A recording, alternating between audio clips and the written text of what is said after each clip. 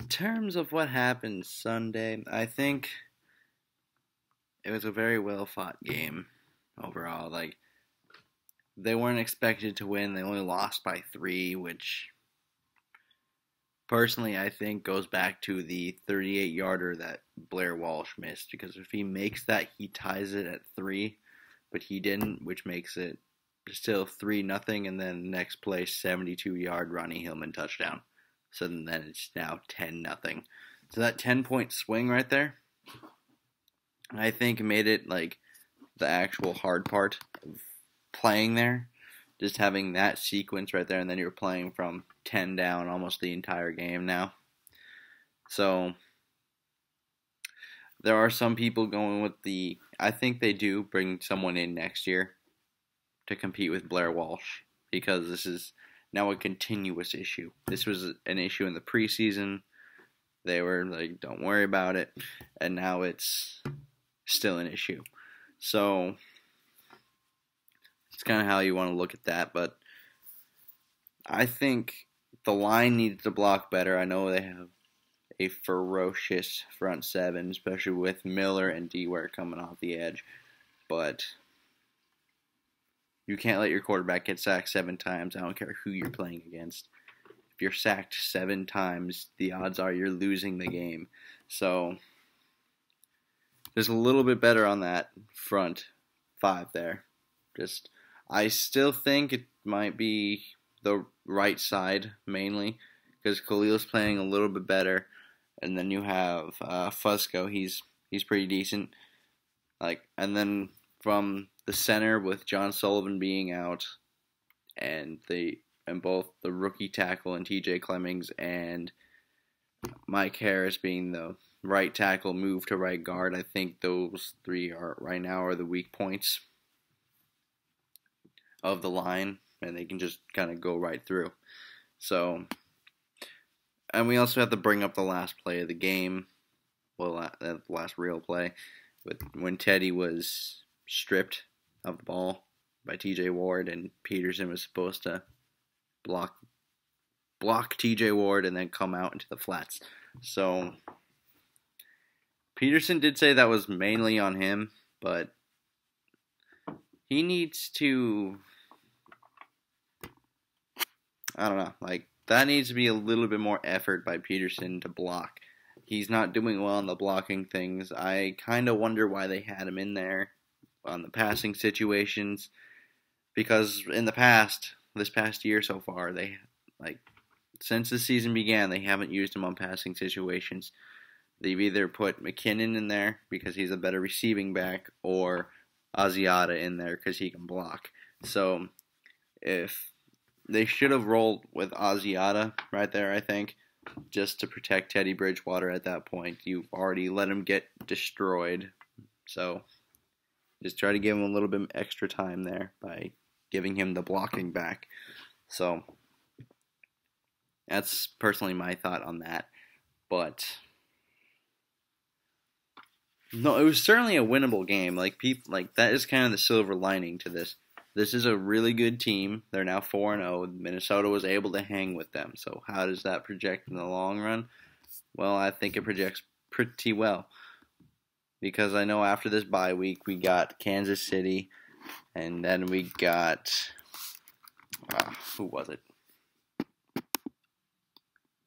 Is it Oakland after? No, Oakland's further.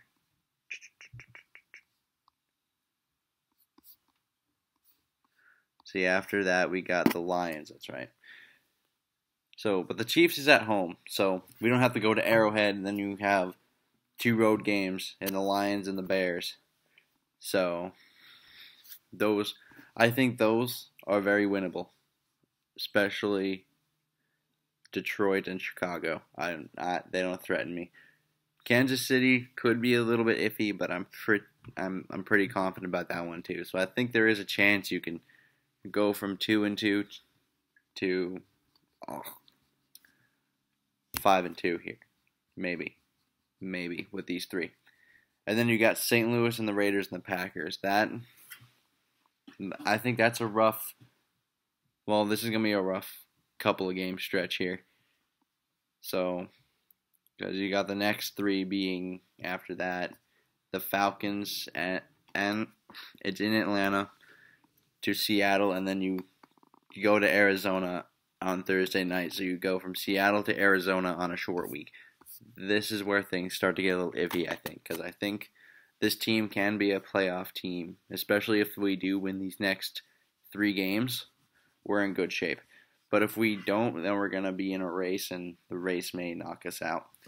So I feel like these next 3 games could be crucial. And it's a good thing that 2 of the 3 are Chicago and Detroit, because those teams are not scaring me at the moment. So Seattle, I know that's a little bit further down the road here, but Seattle is not scaring me too much either, especially since that's in Minnesota. So if they keep continuing on this trend, you have to keep in mind they only beat Detroit last night 13-10. So I think there's a chance that we can also take Seattle, I think. Arizona, so that's going to be a real issue.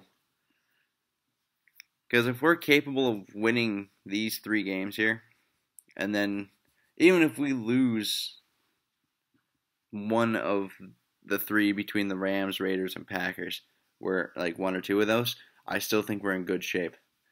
As long as we win these next 3 with the Chiefs, Lions, Bears, and then we win one of them with the Falcons, Seahawks, and Cardinals, because then we finish off another 3 games here with Chicago, the Giants, and the Packers. So I think there's a chance. I think there can be a playoff run. So it's really not. This loss is good in a way, like, because there is that silver lining to know we can compete with these really good teams. So, and the fact that there aren't too many playoff teams in this so far is really good for us, because I think since we can compete with these guys, like, the only loss that really sticks out to me still is week 1. So, because coming into this season, I thought there was a chance to go 3-1 with us winning the first 3 and losing this one. So I was really close to that in a way, I guess. Well, 23 isn't close, but we did win the other 2.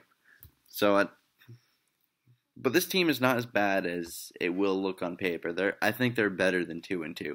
So we just need to do that. And then the other news that happened today was the middle linebacker, Gerald Hodges, got traded to San Francisco for, what's his name, Easton? He was a center. I'm sorry if I'm wrong with the name. But it was for Easton and a 6th round pick, which the 6th round pick is a little interesting because we did trade away our 6th round pick for Searles from the Chargers. So they like picking out that Bay Area. But yeah, this is not. They said it wasn't a move generated by the John Sullivan injury.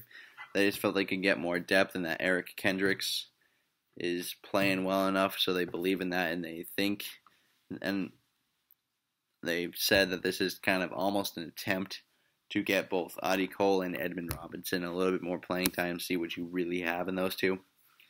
So that might not be a bad thing. And I know Gerald Hodges was our starting middle linebacker, but also keep this in mind. He was not our nickel. He was not in our nickel package. That was Eric Kendricks, and we're almost always in our nickel package these days. So having Gerald gone, that frees up a roster spot. Well, I guess not, because we just got a player. But anyway, like, that doesn't really matter too much because he's part of the base defense, but he won't always start because you don't always start in your base defense these days. So, like, he's a run stopping kind of guy.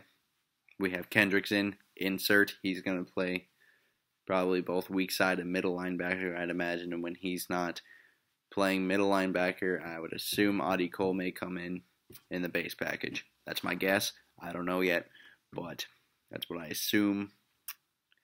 And That's pretty much it. Farewell.